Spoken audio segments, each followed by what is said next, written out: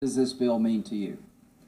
Everybody in South Carolina who makes under $75,000 a year will be getting $1,200 as an individual, $2,400 as a couple, $500 per child.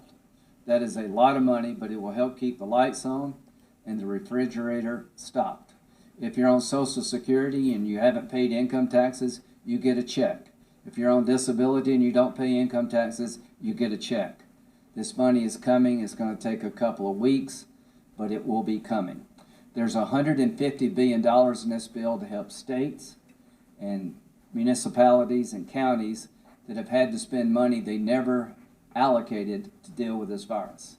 We've dealt with hurricanes very well. This is a hurricane that's not going to leave anytime soon. So this $150 billion will be a godsend to the state of South Carolina to replenish the coffers. There's another line item that is very important, $16 billion to buy the supplies we need to win this war. The special forces in this war are your nurses and your doctors and your healthcare professionals. They're the ones that meet the disease every day head on. The rest of us are soldiers in this fight.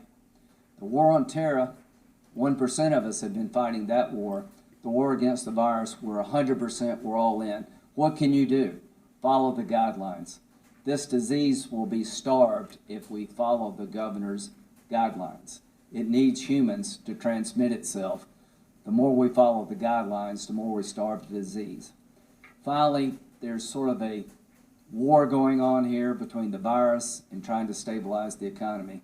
Here's, I think, the strategy to destroy this virus. Between now and the summer, we're going to have to really focus on good containment policy to keep the virus from spreading. The more you do your part, the sooner we'll get out of this.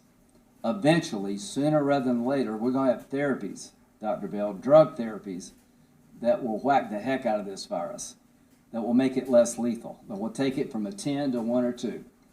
And hopefully by the fall or the early part of the next year, we'll have a vaccine to kill it.